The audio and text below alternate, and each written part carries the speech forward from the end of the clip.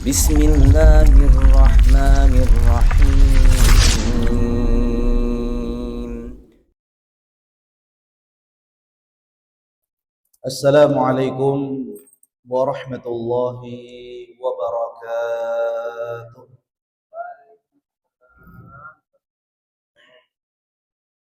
Alhamdulillahi wa kafa, wassalatu wassalamu ala nabiyil mustafa wa ala alihi wa ashabihi wa man wafa, amma ba'd. Rabbi shrah li sadri wa yassir li amri wahlul 'uqdatam min lisani yafqahu qawli. Allahumma 'allimna ma yanfa'una wanfa'na bima 'allamtana wa zidna 'ilma ya rabbal alamin. Allahumma anta rabbi la ilaha illa anta khalaqtani wa ana 'abduka wa ana 'ala 'ahdika wa wa'dika mastata'tu. A'udzu bika min syarri ma sana'tu, abu'u laka bi ni'matika 'alayya wa abu'u laka bi dhanbi faghfir li fa innahu la yaghfiru dzunuba illa anta. Raditu billahi rabba wa bil islami dina wa bi Muhammadin sallallahu alaihi wasallam nabiyya. Rabbi zidna ilma warzuqna fahma waj'alna minas solihin, amin amin ya rabbal alamin. Bapak Ibu, para hadirin hadirat, para jamaah salat subuh, ugi para jamaah pengawasan ahad pagi pada subuh Masjid Sulaiman Arif Abdillah yang insyaallah dirahmati dan juga diberkahi oleh Allah Subhanahu wa taala. Alhamdulillah, pada kesempatan pagi hari yang berbahagia ini kembali Allah Subhanahu wa taala masih mengizinkan kita untuk kembali melanjutkan episode kehidupan kita di dunia. Alhamdulillah, pada kesempatan pagi hari ini Allah kembali memberikan nikmat kesehatan kepada kita semua. Alhamdulillah, pagi hari ini Allah Subhanahu wa taala masih mengizinkan kita untuk melaksanakan salah satu rutinitas amal soleh kita, yaitu belajar ilmu agama yang mudah-mudahan Allah Subhanahu wa taala berkenan untuk mengampuni dosa-dosa kita. Mudah-mudahan Allah Subhanahu wa taala berkenan untuk mengangkat derajat kita, dan mudah-mudahan Bapak Ibu yang dirahmati Allah, jalan kita semuanya kelak akan dimudahkan untuk menuju syurga Allah Subhanahu wa taala. Amin ya rabbal alamin. Kemudian yang berikutnya, salawat beriring salam marilah kita haturkan, marilah kita curahkan kepada panutan kita, kepada uswah hasanah kita, kepada suri tauladan kita, yaitu baginda Rasulullah Muhammad sallallahu alaihi wa ala alihi wasallam. Mudah-mudahan Bapak Ibu yang dirahmati Allah, kita yang hadir pada kesempatan pagi hari yang berbahagia ini dan juga seluruh pemirsa dimanapun Anda berada, mudah-mudahan kita semua termasuk di antara umat Rasulullah yang nanti akan mendapatkan syafaat dari beliau. Amin ya rabbal alamin. Bapak Ibu yang dirahmati Allah Subhanahu wa taala, di pertemuan pekan kemarin Mas Hafid sempat BCI kami, Ustadz kayaknya bagus kalau misalkan jam 6.35 atau jam 6.40 sudah selesai Ustadz, karena yang mau berangkat ke sawah oh salah ya? Saya tadi bilang apa? Masya Allah. Ngoten niku rumangsa nggih pun bener Bapak Ibu ngoten niku. Ya, jam 5.35 atau jam 5.40 kalau bisa sudah selesai, supaya yang mau ke sawah ndak kasep ke sawah ya. Supaya enggak panas nanti. Kan badhe ke sawah rawuh nih Bapak Ibu. Nah, kontur ya. Mungkin karena dulu-dulu kita selesainya jam 6 lebih, akhirnya sering terlambat ke sawah ya. Maka nanti mungkin tolong diinfokan ke beliau ya, Mas Hafid ya. Diinfokan ke beliau bahwa pengajian mungkin nanti di jam 5.40 itu kita usahakan sudah selesai ya. Kecuali kalau misalkan memang pertanyaan sangat banyak nanti molor sedikit buat apa-apa itu. Tapi masyarakat muslimin yang dirahmati Allah Subhanahu wa taala, pagi hari ini kita akan melanjutkan pembahasan kita dalam mengkaji kitab Syarah Syama'il An-Nabi sallallahu alaihi wasallam. Penjelasan syarah tentang karakteristik serta kepribadian daripada baginda Rasulullah Muhammad sallallahu alaihi wasallam yang ditulis oleh Al-Imam Abu Isa Muhammad ibn Isa At-Tirmidzi rahimahullahu taala. Dan di pertemuan sebelumnya Bapak Ibu kita sudah membahas tentang apa? Ada yang masih ingat pertemuan pekan kemarin? Duduknya Rasulullah. Ahsantum. Di pertemuan pekan kemarin kita sudah membahas, masyaallah jazakumullah khair, matur suwun. Monggo silakan dipenunjuk Bapak Ibu wedangnya ya. Dingin-dingin ini anget nih, masih anget wedangnya. Monggo silakan diunjuk, Pak. Bismillah. Insyaallah ya. Pertemuan sebelumnya kita sudah membahas tentang babu ma jaa fil jilsati Rasulullah sallallahu alaihi wasallam. Bagaimana tata cara duduknya baginda Rasulullah sallallahu alaihi wasallam. Dan pagi hari ini kita akan melanjutkan bab yang berikutnya, bab yang ke-19 yang akan menerangkan kepada kita tentang babu ma jaa fi tukaati Rasulullah sallallahu alaihi wasallam.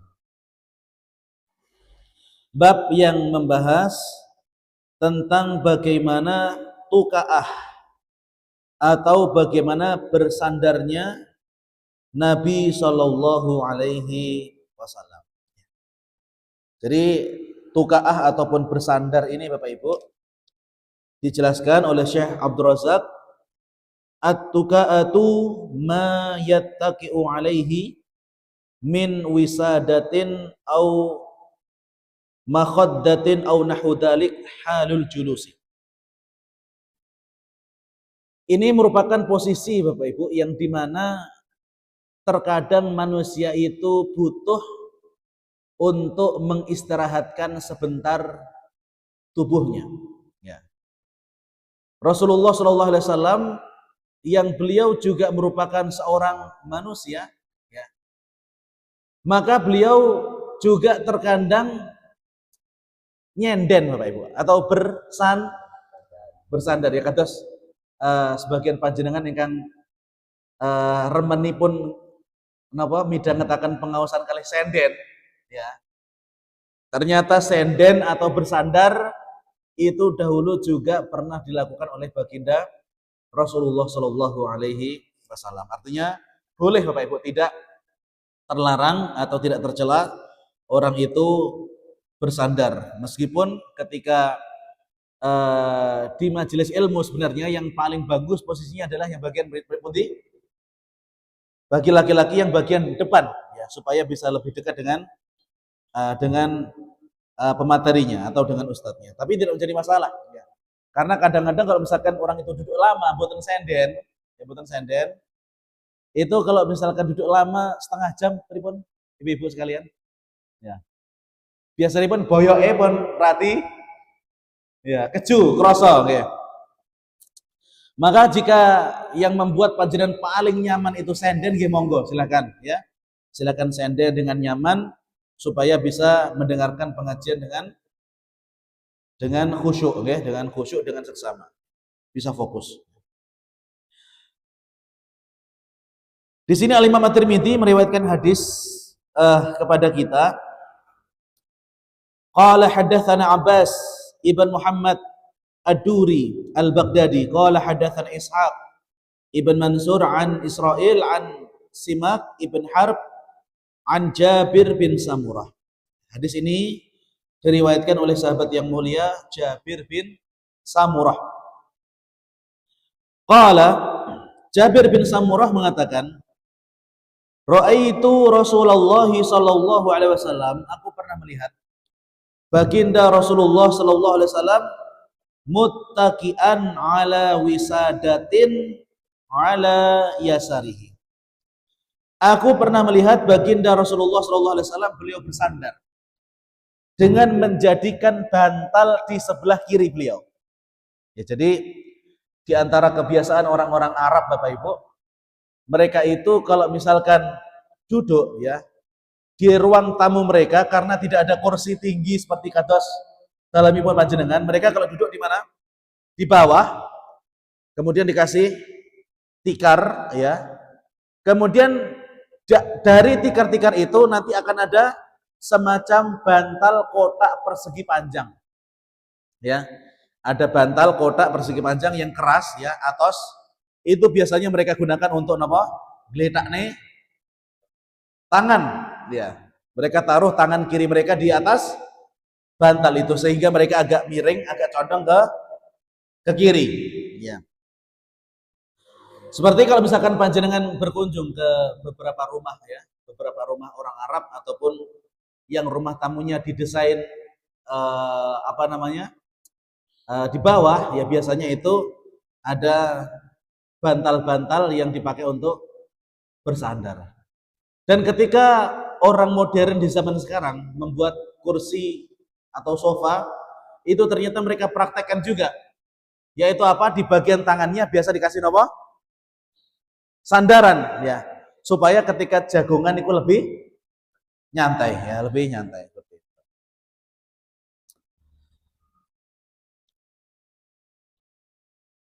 Ra'aitu Rasulullah sallallahu alaihi wasallam, aku pernah melihat Rasulullah sallallahu alaihi wasallam muttaqian bersandar ala wisadatin di atas bantal ala yasari di sebelah kiri beliau. Ai ala jambil aisar qad yattaqi'u ala jambil aiman. Dan terkadang juga kata Syekh Abdul Razak ketika beliau mensyarah hadis ini, terkadang beliau sallallahu alaihi wasallam juga menjadikan bantalnya itu beliau taruh di sebelah kanan, kemudian beliau nyandar di sebelah kanan, artinya agak miring ke kanan. Wa hada'at al-ittika qad yahtaju ilaihi al-insan. Dan model duduk yang seperti ini terkadang itu dibutuhkan oleh manusia. Karena Bapak Ibu, kita mengetahui bahwasannya kondisi manusia itu tidak selalu dalam kondisi fit. Ya.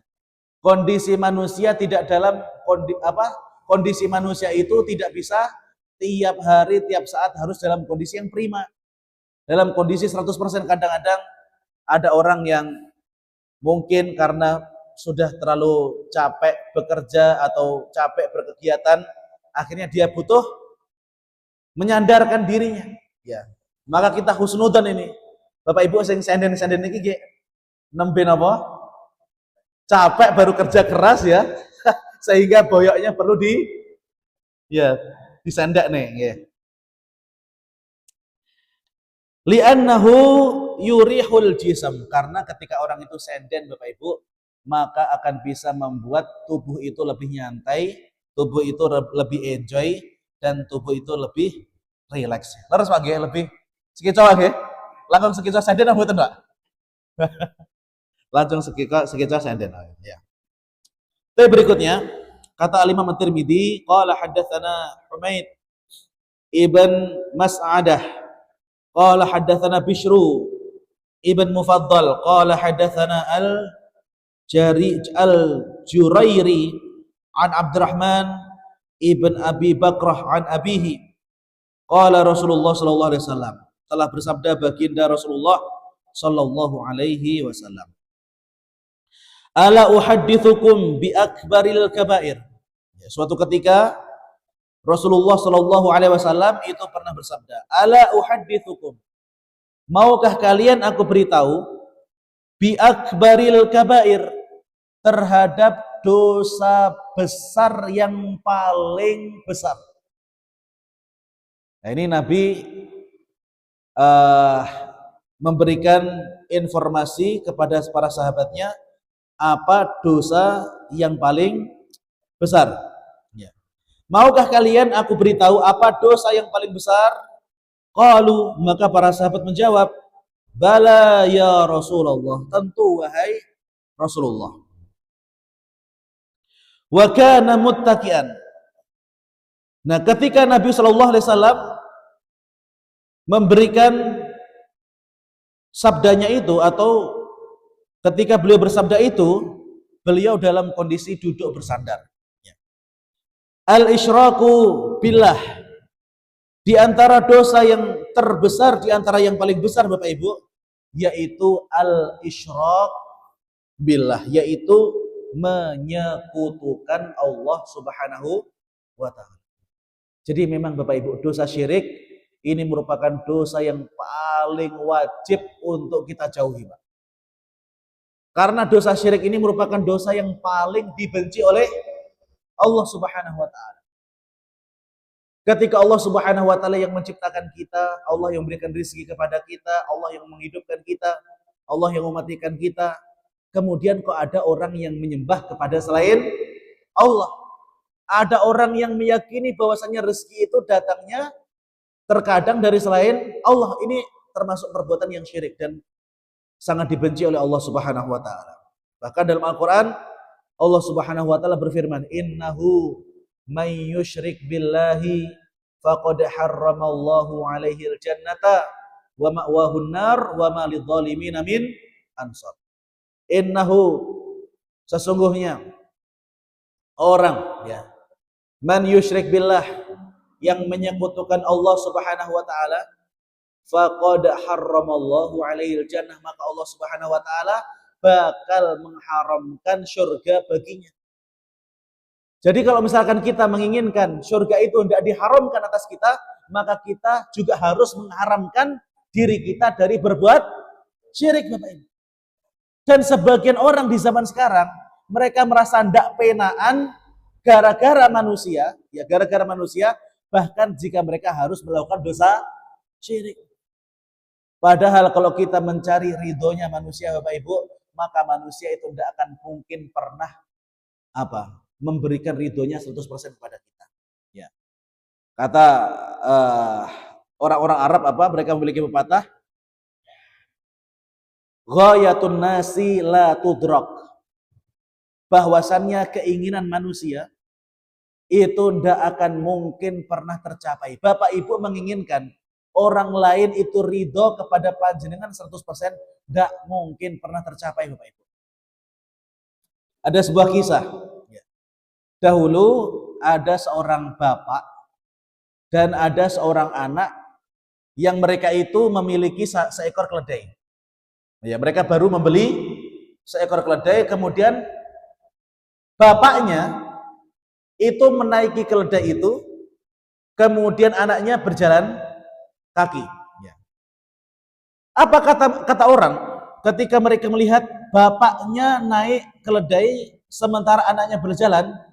Maka orang-orang mengatakan apa? Iki piye wong tua iki?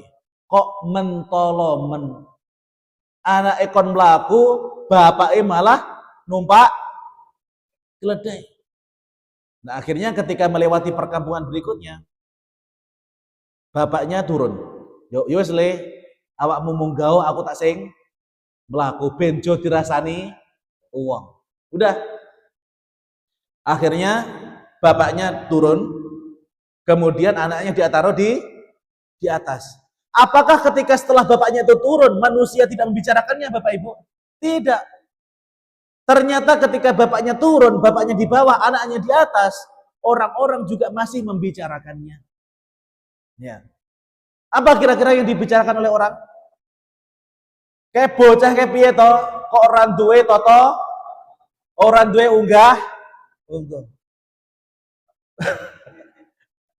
Cah cilik lungguh ning dhuwur keledai sementara bapak ekon melaku.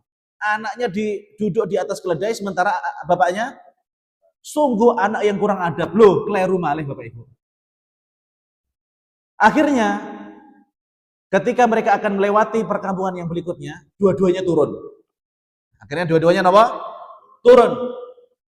Apakah ketika dua-duanya turun, orang-orang berhenti membicarakannya? Boten Bapak Ibu. Ketika mereka dua-duanya turun, orang-orang mengatakan, itu orang bagaimana sih? Punya keledai kok malah tidak ditum? Ya, sia-sia orang itu beli keledai. Dua keledai atau ditumpai. Akhirnya ketika memasuki perkampungan yang berikutnya, bapaknya itu gendong keledainya, Pak. Ya. Wes timbangane dirasani wong digendong keledainya. Apakah ketika bapak dan anak tadi menggendong keledainya orang-orang boten ngrasani Bapak Ibu? Panggang ngrasani. Kayak wong kok goblok men to, keledai kok digendong. Masyaallah muslimin yang dirahmati Allah Subhanahu wa taala, panjenengan lek nuruti karepe tiyang Bapak Ibu, boten wonten telah tidak ada habisnya, Pak. Makanya kita itu jangan sampai mencari ridhonya manusia, Pak. Tidak ada habisnya. Ya. Ridhon nasi ghayatun la tudrak. Kalau Bapak Ibu menginginkan manusia itu, seluruh manusia ridho kepada panjenengan, maka tidak mungkin tercapai. Bahkan sampai hari kiamat kurang satu hari Bapak Ibu, panjenengan tidak akan pernah mendapatkan ridhonya manusia. Oleh karenanya Bapak Ibu, kalau kita ingin mencari ridho, ampun cari ridhonya menungso. Akan tapi carilah ridho hanya dari Allah Subhanahu wa taala. Nah, kadang-kadang di zaman sekarang ketika ada undangan-undangan untuk melakukan kesyirikan, orang tersebut tidak enak kepada manusia. Ya. Diajak napa Pak, beleh kebun ning dam pundi ya. Ataupun diajak acara-acara kesyirikan. Pokoknya Bapak Ibu, kalau misalkan ada acara yang kemudian panjenengan diundang di situ dan membahayakan akidah panjenengan, wis buatan usah teko, Pak. Ya daripada panjenengan merasa ndak enak, wah aku ora enak ya. Diundang kon nyadran ora teko, diundang bersih desa ora teko. Ya. Jika hal itu bisa membahayakan akhirat kita Bapak Ibu, jangan sampai kita mengorbankan akhirat kita goro-goro ora penak karo uang, Pak. Ya. Maka masyarakat muslimin yang dirahmati Allah Subhanahu wa taala, jika ada dosa yang wajib untuk kita jauhi yaitu apa? Dosa syirik ini, karena ketika orang itu meninggal dengan membawa dosa syirik, tidak mungkin melebat surga. Ya. Panjenengan tahu apa artinya orang itu tidak mungkin masuk surga? Artinya orang tersebut akan berada di neraka selama-lamanya, wal'iyatubillah. Ya. Kemudian dosa syirik, selain orang tersebut tidak akan bisa masuk ke dalam surga, maka Allah Subhanahu wa taala akan menghapus semua amal solehnya. Ya. Allah Subhanahu wa taala bakal menghapus semua amal solehnya. Allah Subhanahu wa taala berfirman dalam Al-Qur'an, "Innahu may yusyrik billahi." Gimana? Orang yang menyekutukan Allah Subhanahu wa taala faqad habita amaluhu. Allah Subhanahu wa taala bakal menghapus amalnya. Wa huwa fil akhirati minal khasirin. Dan di akhirat dia akan termasuk orang yang rugi. Maka orang yang melakukan kesyirikan ini merupakan orang yang sangat rugi tentunya dan juga di akhiratnya. Kemudian yang berikutnya, wa uququl walidain.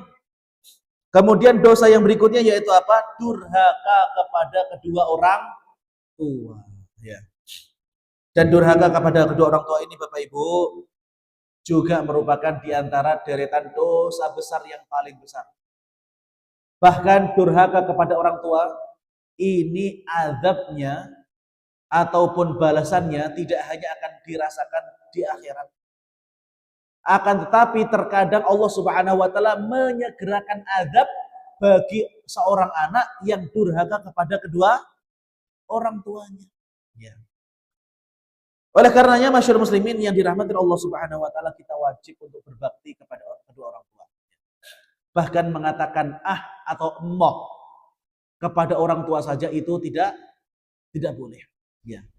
Dan sangat disayangkan, ya, di zaman sekarang ini Bapak Ibu banyak sekali anak-anak yang mereka itu durhaka kepada kedua orang tuanya. Bahkan beberapa pekan yang lalu itu viral, ya, di media sosial ada seorang anak yang minta sangu kepada orang tuanya 35.000.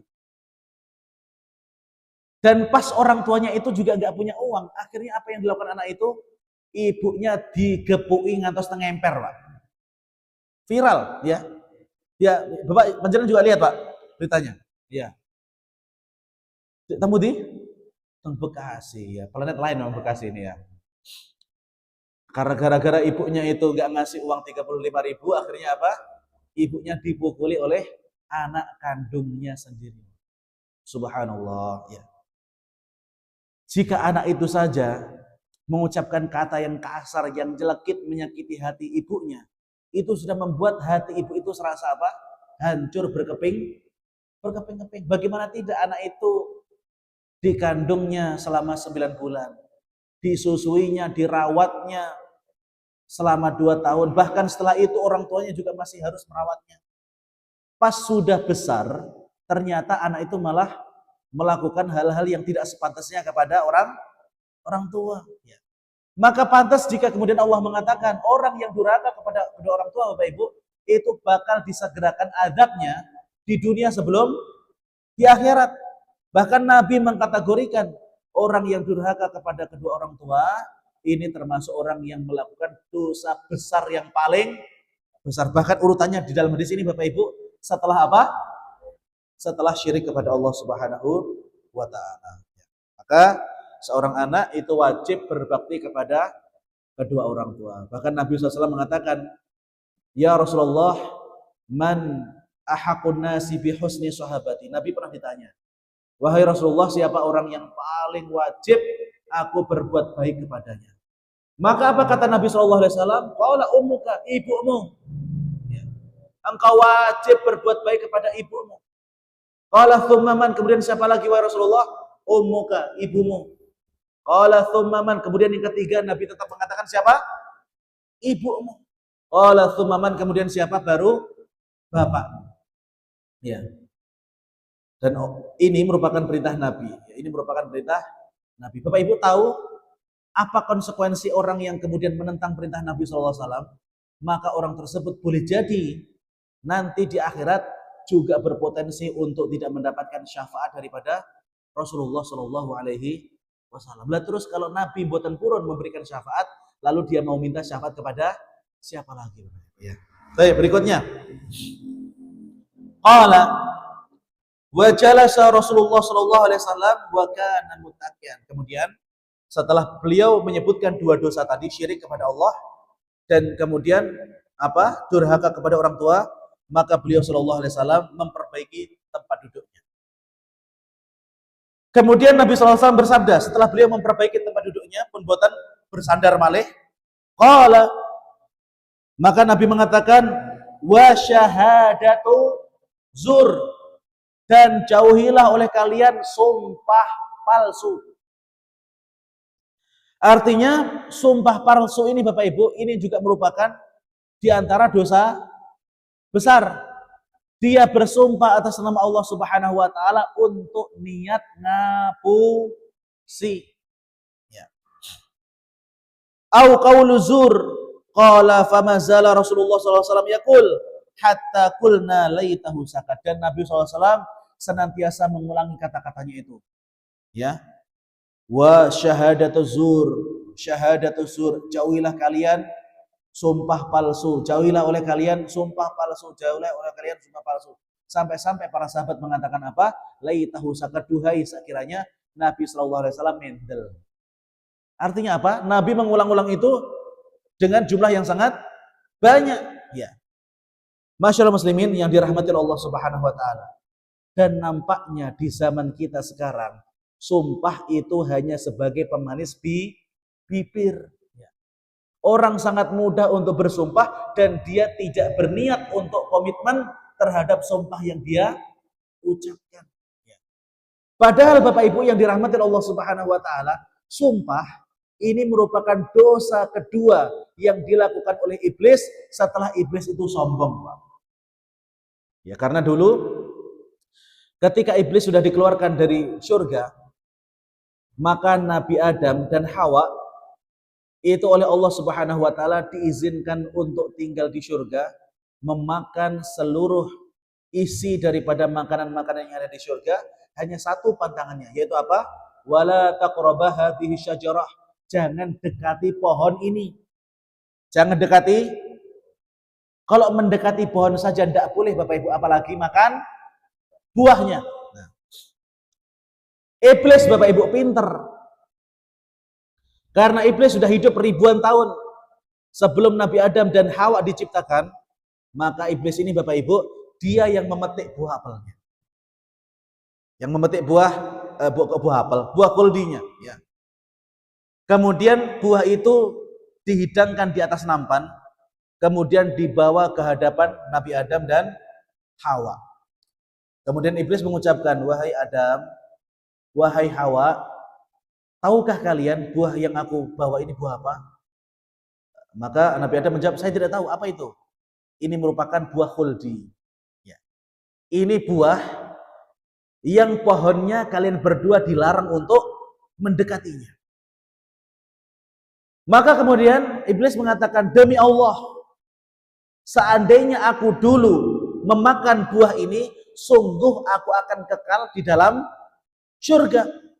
Dan aku dikeluarkan oleh Allah Subhanahu wa taala dari surga gara-gara aku tidak mau makan dari buah ini. Maka jika kalian berdua ingin kekal berada di surga, maka kalian harus memakan buah ini. Demi Allah kalian akan kekal di dalam surga. Nabi Adam Bapak Ibu tidak mengira bahwasannya ada makhluk yang berani bersumpah mengatasnamakan Allah Subhanahu wa taala kemudian berdusta. Gara-gara iblis itu sudah mengatakan demi Allah, maka Nabi Adam tidak ngira iblis ini bakal ngapusi. Akhirnya Siti Hawa dan juga Nabi Adam mengambillah buah itu, kemudian mereka berdua memakannya. Masyaallah muslimin yang dirahmati Allah Subhanahu wa taala, iblis itu mencatut nama Allah Subhanahu wa taala kemudian dipakai untuk berdusta. Mengambil nama Allah Subhanahu wa taala kemudian dipakai untuk berdusta, dipakai untuk ngapusi. Maka masyaallah muslimin yang dirahmati Allah Subhanahu wa taala, orang yang sudah mengambil nama Allah Subhanahu wa taala kemudian dia sengaja dengan perkataannya itu dia menipu orang lain, maka dia memiliki sifat di antara sifat-sifatnya sinten? Iblis. Ya. Karena kalau orang itu sudah mengatakan demi Allah, maka orang yang dihadapannya Bapak Ibu ajeng boten percatos gak abot, Pak. Langsung boten. Iya, berat, Pak. Karena apa? Dia sudah mengatakan apa? Demi Allah. Ya. Demi zat yang telah menciptakan aku, kalian dan semua yang ada di alam semesta ini. Maka kita mau tidak percaya itu juga berat. Ya. Karena apa? Orang tersebut telah menjadikan Allah Subhanahu wa taala sebagai bahan jaminan. Ya. Maka tidak heran kemudian ketika baginda Rasulullah Shallallahu alaihi wasallam itu mengatakan bahwasannya qaulu zur ataupun berkata dusta ini merupakan di antara dosa yang sangat besar. Tapi masyaallah muslimin yang dirahmati Allah Subhanahu wa taala. Kemudian ini Al-Imam Ibnu Qayyim Al-Jauziyah menjelaskan kepada kita. Qala Ibnu Qayyim wa qad fussira al-ittika'u bi tarabbu' wa fussira al-ittika'u ala syai'in huwa al-i'timadu alaihi. Al-Imam Ibnu Qayyim Al-Jauziyah rahimahullah menjelaskan kepada kita bahwasanya ittika atau bersandar yaitu apa? Mencondongkan sebagian daripada tubuhnya kepada sesuatu. Wa anwa'u ats-tsalatsah minal ittika. Fa naw'un minha yadhurru bil aql wa huwa al-ittika'u 'ala janbi. Fa innahu yamna'u majra ta'ami at-tabi'i 'an hay'ah wa ya'rifu 'an sur'ati nufudhi ila ma'idah. Wa yadghatu al-ma'idah fala yustahabbu fatahuquha lil ghada aidan fa innaha la tamilu wa la tabqa mutasibatan fala yasil al ghada ilaiha. Masyaallah muslimin yang dirahmati Allah Subhanahu wa taala, ada beberapa jenis itika atau bersandar yang dilarang oleh Nabi Shallallahu Alaihi Wasallam kita lakukan. Yaitu apa? Bersandar dalam kondisi panjenengan dahar. Jadi ketika orang itu makan Bapak Ibu, itu tidak boleh kemudian dalam kondisi apa? Nyenden muiring, kemudian apa? Makan, tidak boleh Bapak Ibu. Ya. Kenapa? Yang pertama, memang Nabi Shallallahu Alaihi Wasallam melarang. Ya, yang pertama, ya, Nabi Shallallahu Alaihi Wasallam melarang. Ya, la yakulanna ahadukum muttaqian. Kata Nabi SAW, janganlah salah seorang di antara kalian makan dalam kondisi senden. Ya, apalagi miring, ya, yang sangat ekstrim itu juga tidak boleh. Ya. Kenapa orang itu tidak boleh makan dalam kondisi muttaqian? Yang pertama karena memang makan dalam kondisi nyenden, miring itu dilarang oleh Nabi. Kalau mau makan Bapak Ibu harus apa? Tegap. Harus apa? Harus tegap. Tidak boleh orang itu makan dalam kondisi apa? Nyenden. Kemudian fa innahu yamna'u majra ta'am at-tabi'i an hay'ah. Dan juga kalau misalkan orang itu makan sambil bersandar Bapak Ibu, karena orang yang sandar itu kan nyantai Pak. Ototnya rileks. Kalau orang itu makan sambil nyandar, dikhawatirkan dia nanti bakal tersedak. Kelelakan. Harusnya bagian kerongkongan itu yang buka adalah jalur apa? Pencernaan. Kalau misalkan orang itu makannya sambil nyandar Bapak Ibu, nyandar, maka terkadang saraf itu dia akan juga membuka bagian daripada apa?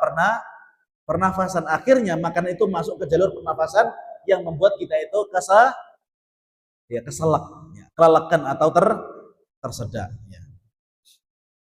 Kemudian yang berikutnya, kalau makan dalam kondisi bersandar saja dilarang atau tidak boleh, maka nopo malih orang makan dalam kondisi tidur.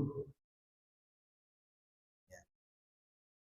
Maka terlebih lagi ya, keharamannya lebih besar seperti itu. Ya, maka kalau misalkan ada orang yang kemudian makan sambil tidur, orang zaman dulu Pak, itu lah ngeden-ngedeni lare pripun. Le ojo mangan karo turu awak mungko dadi Allah.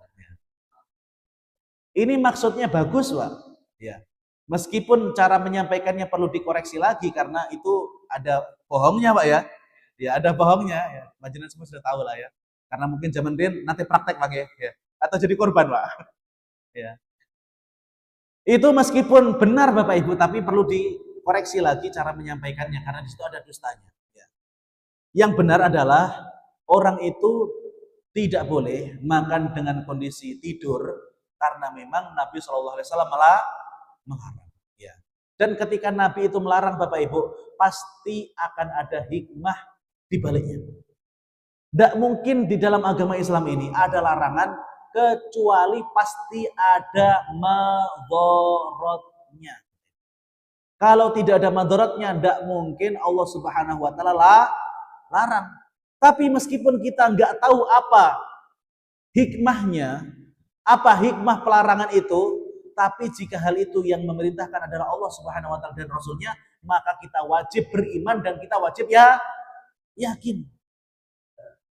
Dan orang yang beriman, orang yang mempraktekkan sabda Nabi Shallallahu Alaihi Wasallam ataupun perintah Allah Subhanahu Wa Taala, meskipun dia tidak tahu hikmahnya, maka dia akan mendapatkan manfaat atau pahala yang jauh lebih besar dibandingkan orang yang baru mau praktek setelah dia tahu hikmahnya.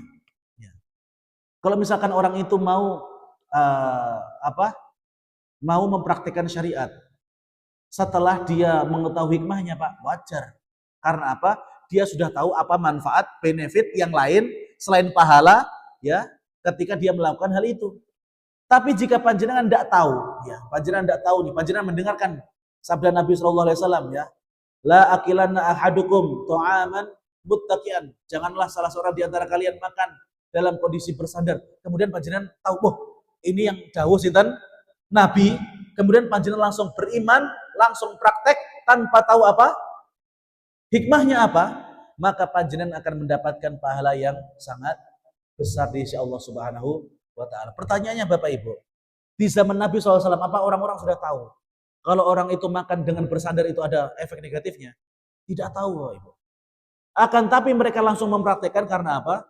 Mereka melihat, mereka mendengar bahwasanya sabda itu datangnya dari baginda Rasulullah Shallallahu Alaihi Wasallam. Ya. Tapi Bapak Ibu ya, sudah jam 5:37 betul kelas Bapak Ibu nggih. Cowopet waktu pun berjalan ya. Tapi waktu yang ada mungkin sekitar 5 menit atau 10 menit kita pakai untuk tanya jawab. Jika Bapak Ibu ada pertanyaan, monggo boleh untuk ditanyakan.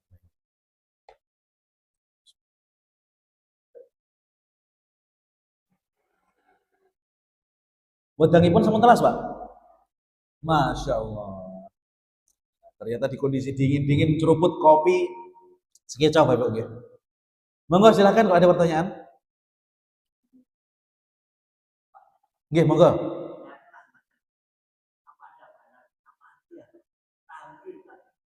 Ngapunten? Ahmadiyah. Ahmadiyah Laure. Lahore. Ahmadiyah Lahore. Kalau Ahmadiyahnya saya tahu. Tapi kalau Lahorenya saya nggak tahu apakah itu sekte di dalam internal Ahmadiyah atau gimana. Intinya Ahmadiyah itu Pak, sesat. Jelas ya. Jelas sesat. Karena apa? Ada orang dari India yang namanya siapa? Mirza Ghulam Ahmad yang ngaku sebagai seorang nabi. Ya, ini kenemenan Pak kalau kita percaya Pak ya. Tidak boleh ya. Ya, Ahmadiyah itu merupakan agama yang dibuat oleh orang yang ngaku nabi yang namanya siapa? Mirza Ghulam Ahmad ya dari India. Nah kita ya jelas tidak boleh beriman Pak. Ya, karena apa? Kata Nabi SAW, la nabiyya ba'di. Tidak ada nabi setelah diriku. Artinya Rasulullah SAW itu merupakan khatamun nabiyya wal mursalin. Beliau adalah penutup daripada para nabi dan para rasul. Dan Bapak Ibu lihat ya, apa bedanya antara sebelum datangnya Rasulullah dengan setelah datangnya Rasulullah ketika ada orang yang ngaku nabi. Gini Pak, di zaman dulu orang itu ngaku nabi sangat sulit. Orang itu ngaku nabi sangat apa? Sangat sulit untuk mendapatkan pengikut. Bahkan ada sebagian nabi yang pengikutnya itu hanya 10. Ada nabi yang pengikutnya hanya 2. Ada nabi yang pengikutnya cuma 1. Bahkan ada nabi yang belas boten gadah pengikut. Sementara setelah wafatnya Nabi Shallallahu Alaihi Wasallam, ada nabi palsu yang ngaku nabi kok malah kata pengikutnya. Kenapa kok seperti itu, Pak? Kenapa kira-kira kok seperti itu? Ternyata di situ Bapak Ibu, setan dan iblis itu ikut bermain, Pak. Sebelum diutusnya Nabi Shallallahu Alaihi Wasallam, itu orang yang ngaku nabi mesti jujur, Pak. Mesti apa? Mesti jujur. Karena sebelum Rasulullah SAW, orang itu pikir-pikir Pak, kalau misalkan mau ngaku nabi, taruhanipun nopo? Nyowo. Dan iblis di zaman itu akan berusaha membuat orang itu tidak beriman kepada para nabi. Karena kalau mereka tidak beriman kepada nabi-nabi itu, ketika mereka meninggal dunia, akan masuk ke dalam neraka dan ngancani iblis. Tapi setelah wafatnya Nabi Shallallahu Alaihi Wasallam, iblis merubah rencananya. Kalau sebelumnya orang itu dibuat sulit untuk percaya kepada Nabi, tapi setelah munculnya Rasulullah, setelah wafatnya Rasulullah, maka orang itu didorong untuk beriman kepada Nabi, meskipun mereka tahu bahwasanya Nabinya adalah Nabi palsu. Buktinya Pak, Ahmadiyah itu pengikutnya ewon, banyak pengikutnya. Ya. Apalagi di tempat munculnya, ya di India itu sangat banyak pengikutnya, ya. Karena setan dan iblis juga ikut memiliki andil di situ, ya. Kalau misalkan judulnya saja sudah Ahmadiyah, Pak, kita yakin 100% bahwa itu merupakan sekte yang sesat dan bukan agama Islam ya. Wallahu a'lam bishawab. Monggo berikutnya ya, monggo. Nggih, tapi bagus ya. Bagaimana kalau misalkan orang itu minum ya, minum sambil senden ya.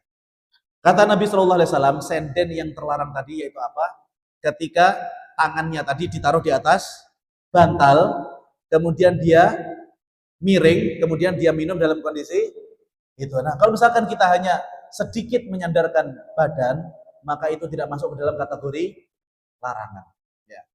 Karena kalau misalkan kita agak jejak saja, Pak, ini kita nggak niat sandar pun, kita agak lurus jejak ya, itu boyok kita pun nemplek nawa, nemplek tembok. Ya, apalagi kalau misalkan kita makan dan minum sekarang, itu rata-rata setiap meja makan pasti kursinya wonten apa?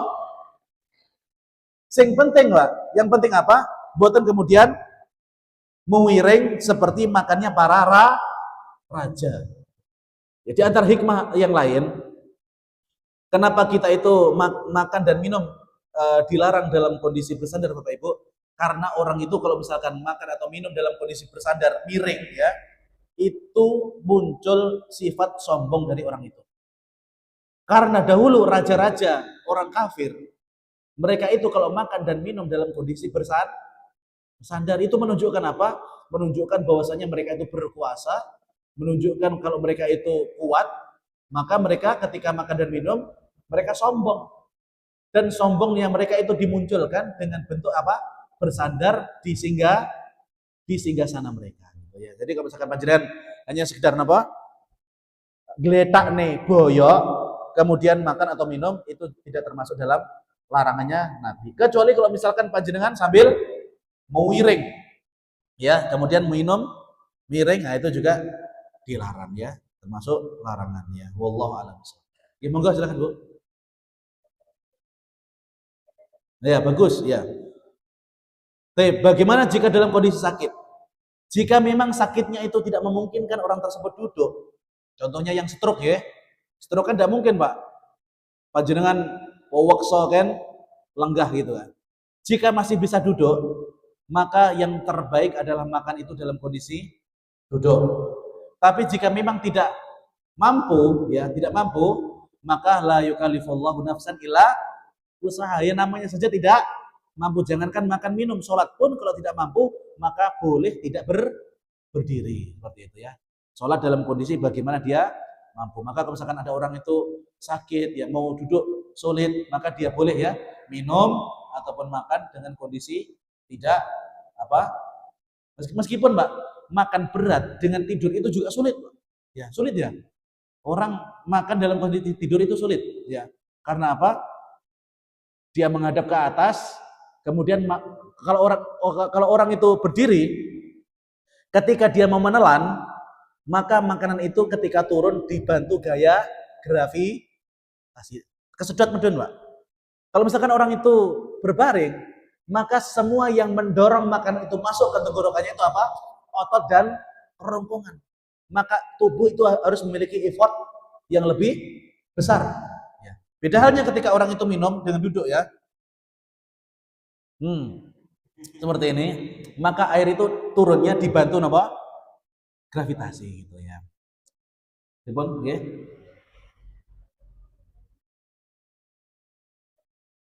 Standing party, berdiri, bagus ya. Masya Allah ya.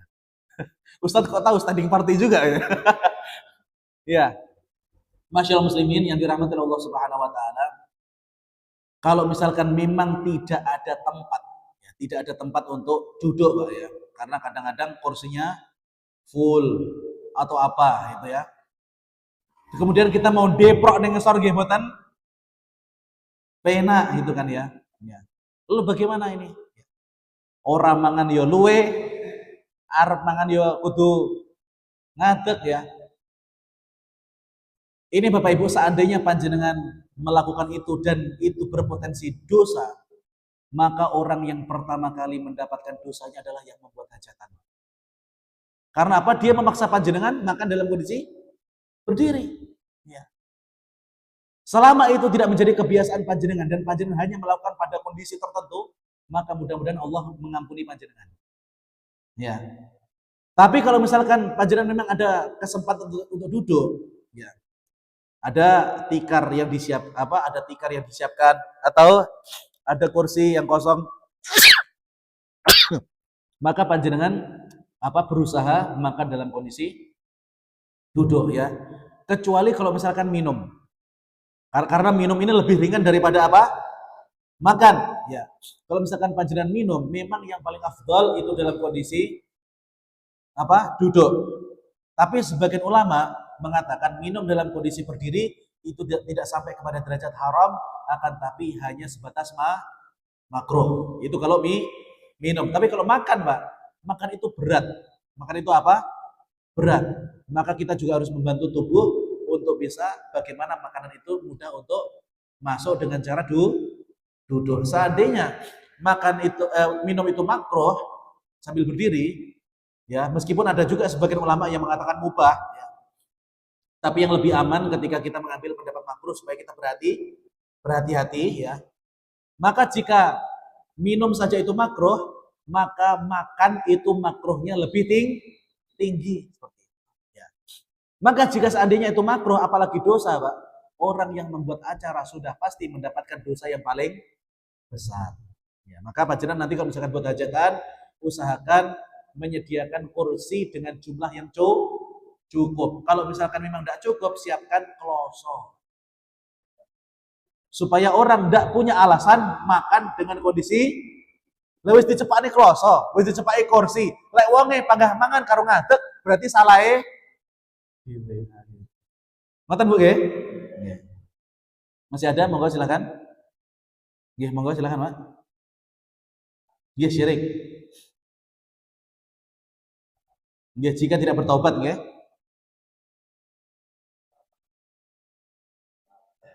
Bagus ya. Bagaimana jika orang tersebut bertaubat? Orang yang bertaubat sebelum meninggal dunia pasti diterima oleh Allah. Ya. Jadi kita nggak boleh berputus asa dari rahmat Allah Subhanahu wa taala. La tayasu mir rauhillah, innallaha yaghfirud dzunuba jami'a. Janganlah kalian berputus asa dari rahmat Allah Subhanahu wa taala, karena orang yang yakin kepada Allah, orang yang serius tobatnya, maka orang tersebut tobatnya pasti akan diterima oleh Allah Subhanahu wa taala.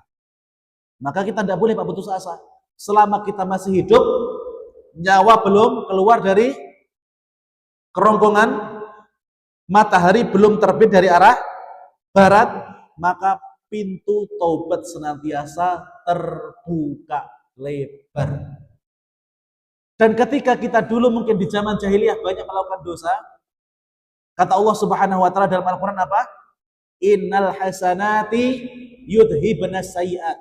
Maka di sisa waktu umur yang Allah berikan ini, maka perbanyak amal soleh. Karena amal soleh itu juga akan bisa menghapus dosa. Ya, jadi kalau kita merasa dulu di masa muda kita banyak dosa, banyak melakukan kesalahan, bahkan mungkin pernah terjatuh ke dalam kesyirikan, maka tobat. Ya. Minta ampun kepada Allah Subhanahu wa taala dengan sebenar-benarnya. Semakin besar dosa yang kita lakukan, maka harus semakin tulus, semakin terenyuh kita minta kepada Allah Subhanahu wa taala agar dosa-dosa kita diampuni. Karena ketika kita itu benar-benar tulus, ikhlas berdoa kepada Allah Subhanahu wa taala, maka kita wajib yakin Allah itu Maha Pengampun. Ya. Dan jangan sampai terkena bisikan setan, awakmu lek tobat urung mesti ketom. Ya, jangan seperti itu, Pak. Itu bisikan setan, Pak. Kita wajib yakin Allah itu Maha Pengampun, dan Allah pasti akan mengampuni dosa-dosa para hambanya yang mereka minta maaf, minta ampun kepada Allah Subhanahu wa taala. Tapi Bapak Ibu sudah hampir jam 6, Pak. Ya, tetap jam 6:10 akhirnya. Ya, Masya Allah. Saya ucapkan jazakumullah khair kepada panjenengan semua yang sampun semangat ya rawuh tentang pengawasan di Masjid Sulaiman ini. Mudah-mudahan panjenengan dibalas oleh Allah Subhanahu wa taala dengan balasan yang besar berlipat ganda insyaallah Subhanahu wa taala. Amin ya rabbal alamin. Demikian apa yang bisa kami sampaikan. Kurang lebihnya kami mohon maaf. Marilah kita tutup dengan baca doa kafaratul majelis. Subhanakallahumma rabbana wa bihamdika asyhadu an la ilaha illa anta astaghfiruka wa atubu ilaik. Akhiru da'wana alhamdulillahi rabbil alamin. Wassalamualaikum warahmatullahi wabarakatuh. أضفيت على الحسن العبقى